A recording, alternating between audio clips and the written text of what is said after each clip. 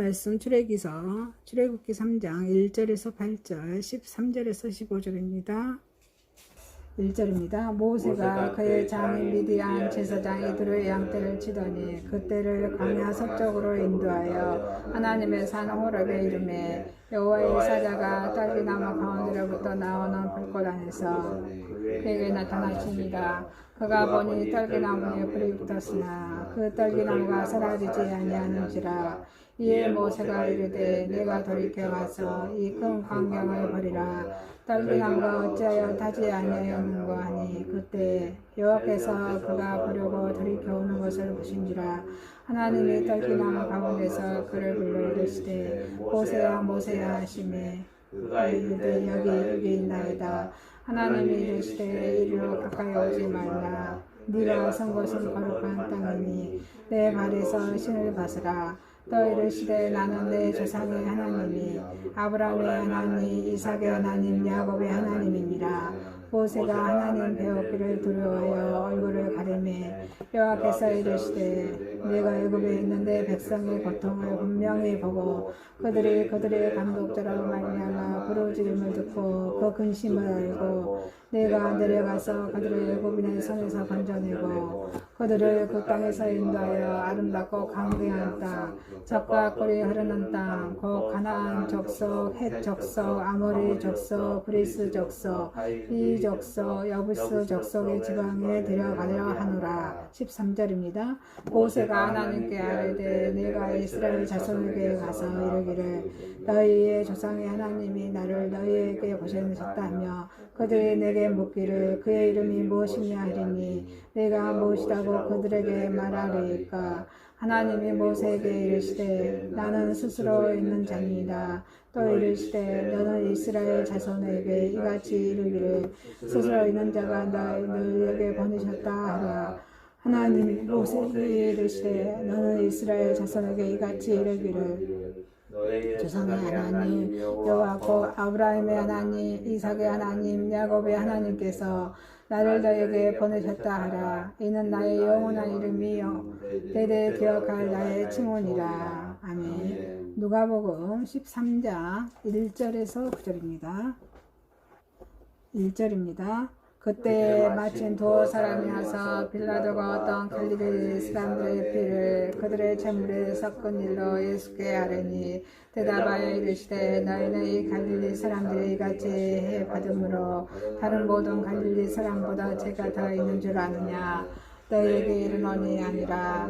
너희도 만일 회개하지 아니하면 다 이와 같이 망하리라. 또 실로암에서 망대가 무너져 죽은 18사람이 예루살렘에 거한 다른 모든 사람보다 죄가 더 있는 줄 아느냐. 너희에게 이르노니 아니라. 너희도 만일 회개하지 아니하면 다 이와 같이 망하리라. 이에 비유로 말씀하시되 한 사람이 포도원에 무화과 나무를 심는 것이 있더니 와서 그 열매를 구하였으나 얻지 못하니라. 포도원주에게 이르되 내가 3년을 와서 이 무화과 나무에서 열매를 구하되 얻지 못하니 찍어버리라. 어찌 땅만 버리게 하겠느냐. 대답하여 이르되 주인이여 금년에도 그대로 주소서. 내가 두루 팔고 거름을 줄이니 이후에 말하며 적거니와 그렇지 않으면 찍어버리소서 하였다 하시니라. 아멘. 고린도전서 10장 1절에서 12절입니다. 1절입니다. 형제들아 나는 너희가 알지 못하기를 원하지 아니하노니 우리 조상들이 다 구름 아래에 있고 바다 가운데로 지나며 모세에게 속하여 구름과 바다에서 세를 받고 다 같은 신령한 음식을 먹으며 다 같은 신령한 음료를 마셨으니 이는 그들이 따르는 신령한 반석을 또 마셨으니 그 반석은 곧 그리스도시라. 그러나 그들의 자수를 하나님이 기뻐하지 아니하셨으므로 그들이 광야에서 멸망을 받았느니라. 이러한 일은 우리의 본보기가 되어 우리로 하여금 그들의 악을 즐겨한 것 같이 즐겨하는 자가 되지 않게 하려 하느니 그들 가운데 어떤 사람들과 같이 너희는 우상 숭배하는 자가 되지 말라. 기록된 바 백성이 앉아서 먹고 마시며 일어서서 뛰논다 함과 같으니라. 그들 중에 어떤 사람들이 음행하다가 하루에 23,000명을 죽였나니 우리는 그들과 같이 음행하지 말라. 그들 가운데 어떤 사람들이 주를 시험하다가 뱀에게 멸망하였나니 우리는 그들과 같이 시험하지 말라. 그들 가운데 어떤 사람들이 원망하다가 멸망시키는 자에게 멸망하였나니 너희는 그들과 같이 원망하지 말라. 그들에게 일어나 어떤 일은 본보기가 되고 또한 말세를 만나 우리를 깨우치기 위하여 기록되었느니라. 그런즉 선줄로 생각하는 자는 넘어질까 조심하라. 아멘. 본문 말씀 출애굽기 3장 1절에서 8절, 13절에서 15절, 누가복음 13장 1절에서 9절, 고린도전서 10장 1절에서 12절 말씀으로 제목을 소명받은 자, 소명받은 자라는 제목으로 은혜를 받고자 하겠습니다. 첫 번째, 소명받은 모세입니다. 소명받은 모세입니다. 여기서 소명은 하나님의 부르심이죠. 저 여러분 다 하나님의 부르심을 받았습니다. 이 본문의 말씀을 시작으로 해서 출애굽기 3장과 4장의 그런 말씀은 그 모세가 미디안의 그런 광야에서 40년간이라는 그런 긴 그런 망명의 생활을 청산하고 자기 동족 이스라엘 자손에게로 돌아가게 될 소명을 받는 그 광경이 이 본문에서 나타나고 있습니다. 그 중에서 본문의 말씀은 출애굽기 2장의 1절에 15절의 말씀과 연관시켜서 생각을 해볼 때 많은 차이점을 보이고 있습니다. 그렇다고 하여서 이 근본적인 문제, 즉 모세가 첫째 의도했던 자기 백성을 보호하겠다는 생각이 변한 것이 아닙니다. 오히려 이 본문에서는 그 문제가 확실한 현실로 모세에게 부각되어지고 있습니다. 다만 달라진 것은 현실적으로 나타나는 그런 방법이 그런 모세 자신의 사고에 의한 의존이었고, 이 본문에서는 하나님의 뜻에 의한 그런 부르심의 소명에 순종하였던 그런 점입니다. 이 소명에 임하는 모세의 자세가 과거의 40년 전에 모세의 자세가 아니라 자신의 그런 무능을 깨닫는 그런 변화된 삶의 모습이었습니다. 자, 소명받은 모세입니다. 모세의 소명받은 그런 배경입니다. 모세가 하나님께서부터 소명을 받은 것에는 크게 두 가지 이유가 있다 하겠습니다. 이스라엘의 자손의 부르짖음입니다. 430년 전에 야곱이 애굽으로 이주할 때 야곱의 아들들과 자녀들 70명 데리고 이주하죠. 이주할 때 이전에 어느 430년이 이렇게 지나니까 이스라엘 자손이 실제 생활을 성경에서 거의 430년간에서 그 이스라엘 생활의 백성들 생활이 그러한 생략되어 있습니다. 다만 할 수 있는 것은 이들이 번성하여서 이스라엘 백성들 번성하여서 애굽 사람들에게 두려움의 존재를 부각될 때 애굽 사람들은 이들에게 어때요? 중대한 노역을 부과시켰고 또 고통스러운 삶을 살도록 학대하였던 사실입니다. 이러한 현실에 대하여 이스라엘의 자손들은 자기 조상들의 하나님께서 그들의 고통을 호소하며 부르짖습니다. 그래서 모세가 하나님께서부터 소명을 받은 것은 하나님의 돌아보심입니다. 하나님의 돌아보심이 있었습니다. 하나님을 믿는 사람들에게서 하나님께서 돌아보신다는 것은 매우 귀한 은총입니다. 이 은총을 받기 위해서는 이 은총을 받을 수 있는 환경을 조성해야 합니다. 환경이 중요합니다. 환경을 조성해야 합니다. 이스라엘 자손들은 이 환경을 자신들의 처지를 탄원하는 기도로 조성했습니다. 이러한 탄원의 기도로 말미암아 하나님께서는 이스라엘 자손들의 고통을 돌아보게 되었습니다. 하나님의 이 돌보심은 이스라엘 자손의 고통을 직접 보고 듣는 확인과 함께 그 대책을 수립하게 이르렀습니다. 그리고 또 하나님의 돌보심은 고난받은 이스라엘 자손에 의해서 그의 자손들에게 약속하셔서 계획하시고 중한 임무를 이미 준비하신 모세라는 인물에게 맡기시기 위해서 직접 모세에게 이 소명을 주셨습니다. 자, 모세의 소명입니다. 하나님께서 모세에게 주신 소명에는 세 가지 임무가 있었습니다. 그 중에 하나가 8절에 이스라엘 자손의 구원입니다. 고통 속에서 부르짖는 소리로 인해서 하나님께서 그들을 위해서 구원해 구원을 위해서 준비하시고 이를 위한 도구로 모세를 선택하셨습니다. 그래서 이 모세에게 소명을 주신 것입니다. 여기서 우리는 하나님께서 결코 자기를 믿어 의지해서 부르짖는 사람들을 애치지 않는 사실을 볼 수가 있습니다. 자, 그 다음에 약속의 이행입니다. 약속을 이행해 주셨습니다. 8절에 약속을 이행해 주셨습니다. 이스라엘 자손을 위한 구원과 함께 하나님께서는 그 옛날 아브라함 하나님, 이삭의 하나님, 야곱에게 약속했던 약속을 이행하시기 위해서 모세에게 소명을 주셨습니다. 이 약속은 아브라함의 후손들에게 가나안 땅을 기업으로 주시겠다고 하신 그 약속입니다. 하나님께서는 이제 모세에게 이 약속의 이행을 위해서 소명을 주셨습니다. 그리고 또 애굽에 대한 청혼입니다. 모세는 이러한 두 가지 소명을 이루기 위해서 무엇보다도 먼저 애굽의 바로에게 자기 백성을 보내줄 것을 청혼해야 했습니다. 이 문제는 모세에게 죽음과도 그런 상통하는 그런 문제였습니다. 그러나 하나님께서는 이러한 소명을 맡기시고 또 염려하는 그런 모세에게 그와 함께 주시겠다고 약속하셨습니다. 자, 소명받은 모세의 보장입니다. 어떤 보장입니까? 변형된 모세입니다. 과거 40년 전의 모세는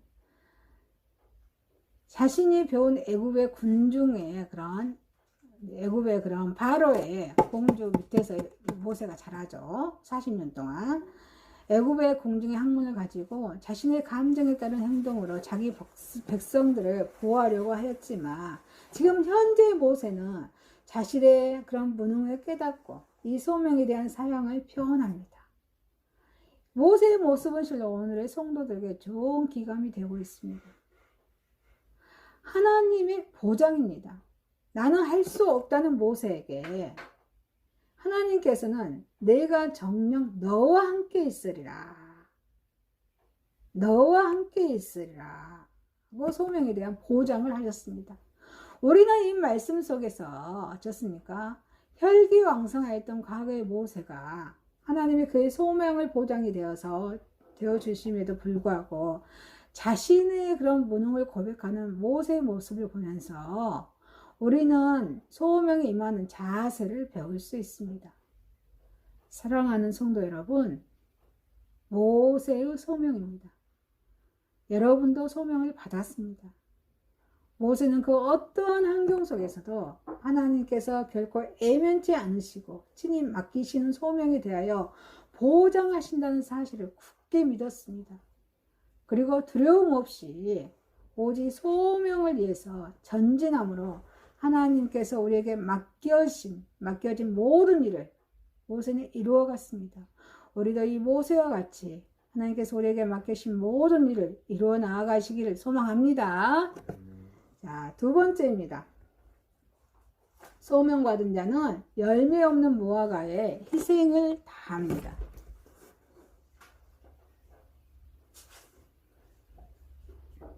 무화과는 우리나라에 지금 우리 이쪽에 우리 영암에서 무화과 많이 나죠.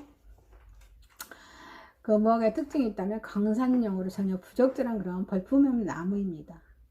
비뚤어지고 제목들을 퍼져서 제목으로도 쓸만한 나무가 되지 못하죠. 그리고 아름다운 꽃의 향기도 없습니다. 이 나무에서 오로지 한 가지 찾을 것이 있어 열매입니다. 오늘 본문의 나무는 이 열매까지라도 맺지 못한다는 것입니다. 꽃도 제목도 향기도 없는 이 나무가 열매까지 맺지 못했다는 것은 존재할 이유가 없어졌다는 것입니다.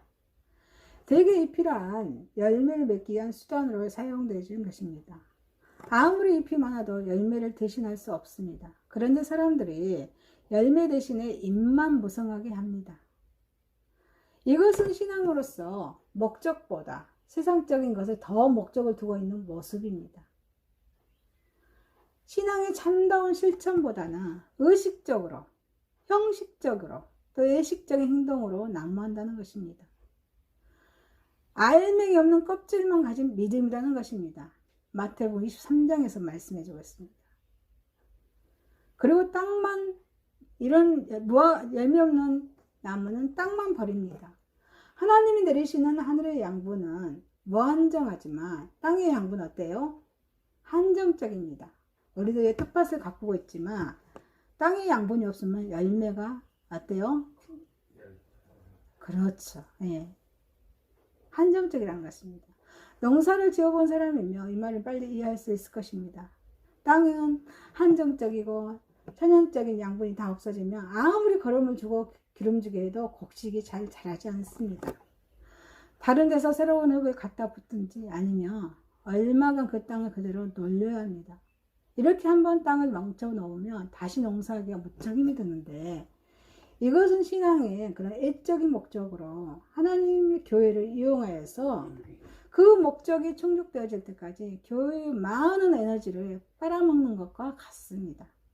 그래서 결국 하나님의 바친 교회에 상처를 남기고 다른 곡초나 다음의 농사까지를 망쳐놓은 것입니다. 여러분들은 다 선교사입니다. 직장에서 사는 삶이 너무 중요합니다.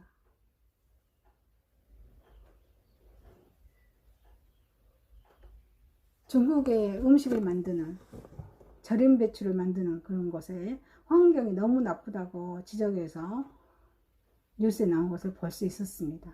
담배를 피우고 발로 무를 절임합니다. 그게 사람들의 눈에 SNS에서 알려져서 뉴스에 나왔습니다.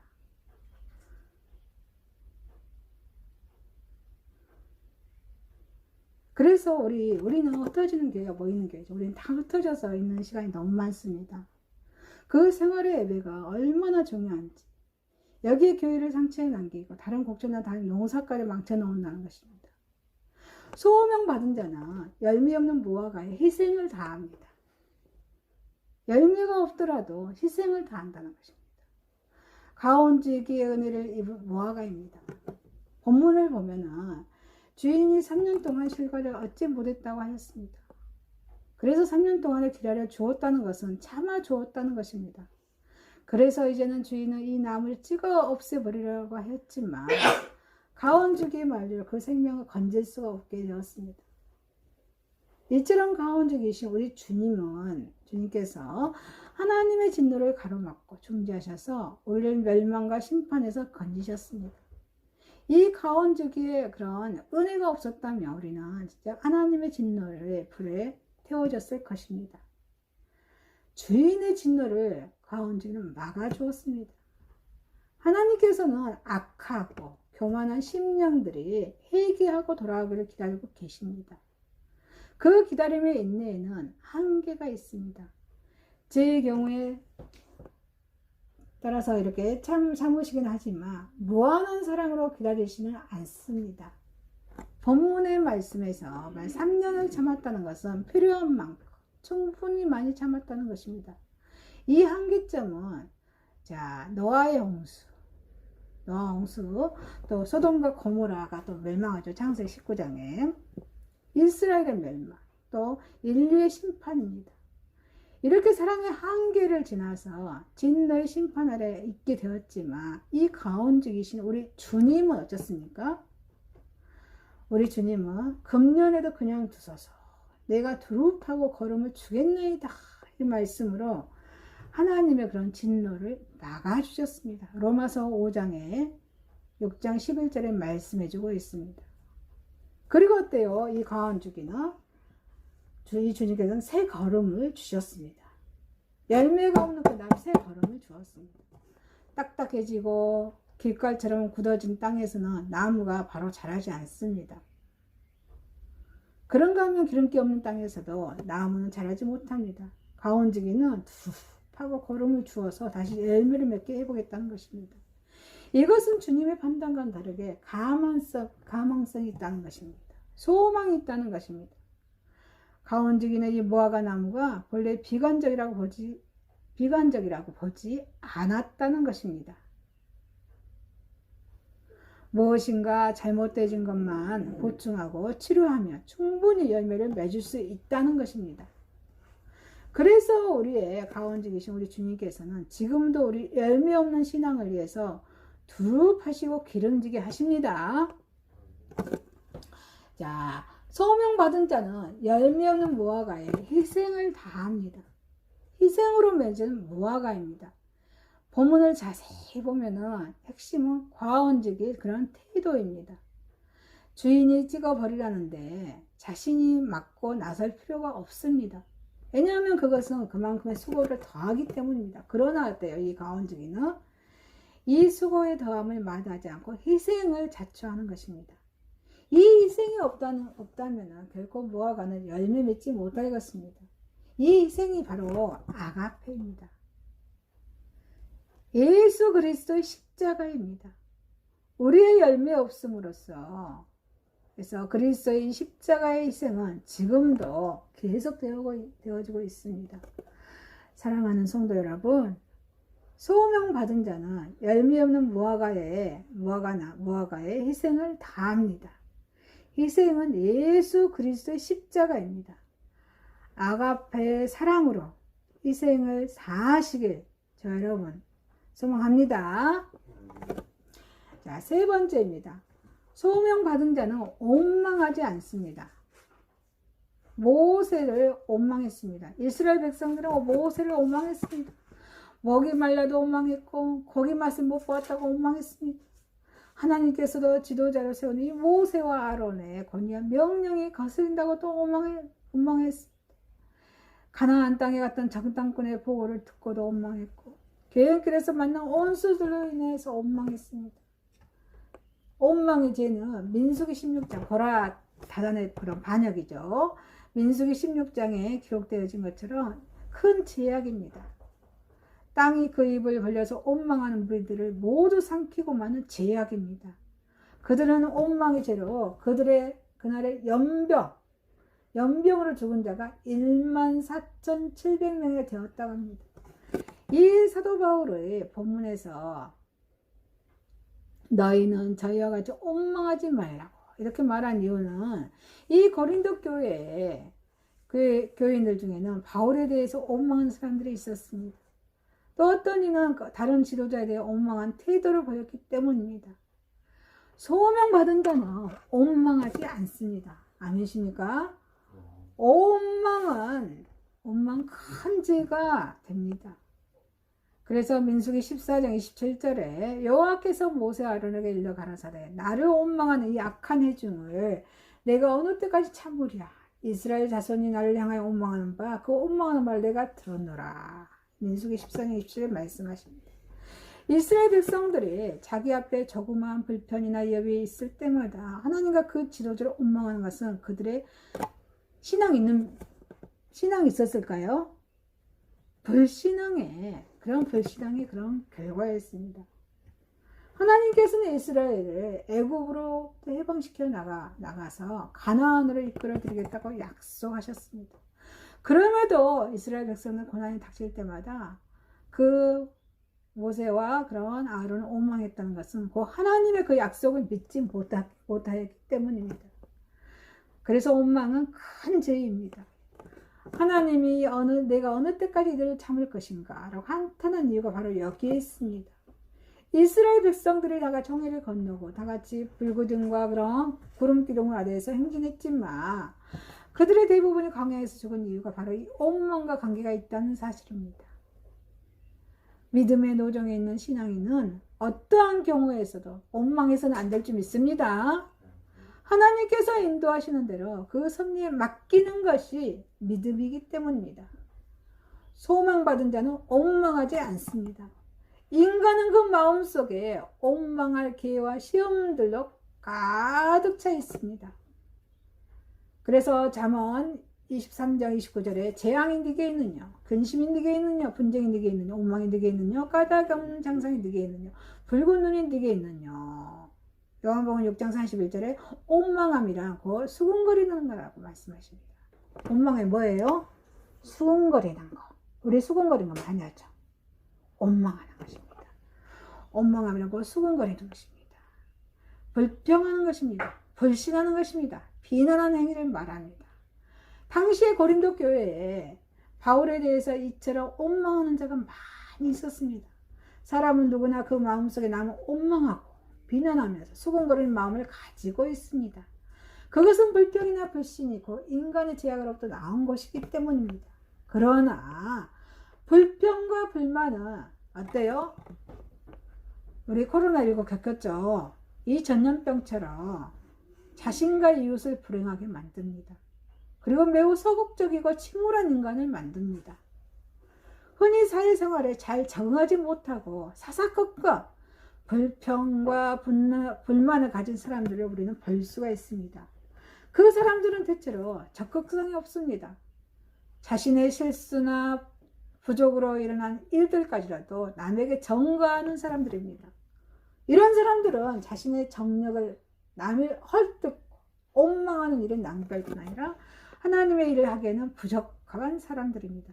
왜냐하면 옹망은 신앙의 올바른 행사와 조화를 이루지 못하기 때문입니다. 그러므로 하나님 말씀의 성경은 1689장은 말씀하십니다.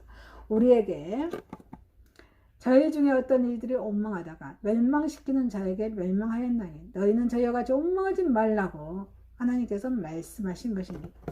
옹망은 자신과 함께 이웃도 파멸시키는 무서운 불신입니다. 여러분, 소명받은 자는 옹망하지 않습니다. 옹망은 장래에 대한 소망도 사라지게 합니다. 야고보서 5장 9절 말씀하십니다. 형제들아 서로 옹망하지 말라. 그리하여 심판을 면하리라. 보라 심판자가 문 밖에서 계시니라. 이 본문에 멸망시킨 자는 사탄이 아니고 멸망시키려는 그런 천사입니다. 출애굽기 12장 23절에 하나님이 내리신 형벌을 집행하는 천사로서 애굽의 장자를 죽인 자입니다. 애굽의 장자를 죽인 자 누구예요? 천사가 죽였습니다. 그는 다윗의 범죄로 인하여서 예루살렘 거미를 멸하게 한 자다. 사무엘서 24장 16절에 말씀하십니다. 이사야 시대에 아수르의 군대를 멸하였으며 역대하서 32장 21절 말씀하십니다. 그리고 교만한 헤롯이 하나님께 영광 돌리지 아니하므로 그를 쳐 죽인 천사라고 사도행전 12장 23절에 말씀하고 계십니다. 이처럼 옹망의 죄는 멸망시킨 천사를 발동시키는 큰 죄입니다. 그리고 옹망은 장차 임할 하나님의 나라에 대한 소망도 사라지게 합니다. 주님의 십자가의 구원을 저버리는 것으로서 큰 죄악이 아닐 수 없습니다. 우리의 생활이 짜증스럽고 고통스럽더라도 옹망이나 불평을 하지 않아야 될 줄 믿습니다. 특히 하나님께서는 사역자를 세우신 주의 종들에 대한 옹망은 무서운 결과를 가져올 수가 있는 것입니다. 오직 옹망 대신에 하나님의 지혜와 선하심을 찬양하고 감사해야 될 줄 믿습니다. 사랑하는 성도 여러분, 소명받은 자는 옹망하지 않습니다. 옹망 대신에 하나님의 지혜와 선하심을 찬양하고 감사하시길 소망합니다. 말씀을 마치겠습니다. 소명받은 모세입니다. 소명받은 자는 열매없는 무화과에 희생을 다합니다. 소명받은 자는 옹망하지 않습니다. 기도드리겠습니다. 사랑의 하나님 아버지, 소명받은 자로서 어떠한 환경 속에서라도 하나님께서 결코 애면치 않으시고 주님 맡기신 소명에 대하여 보장하시는 사실을 굳게 믿고 두려움 없이 오직 소명을 위해서 전진함으로써 하나님께서 우리에게 맡기신 모든 일로 나아가게 하옵소서. 소명받은 자는 열매없는 무화과의 희생을 다합니다. 희생은 예수 그리스도의 십자가입니다. 아가페의 사랑으로 희생을 다하게 하옵소서. 소명받은 자는 옹망하지 않습니다. 옹망 대신 하나님의 지혜와 선하심을 찬양하고 감사하게 하옵소서. 예수님의 이름으로 기도드리옵나이다. 아멘.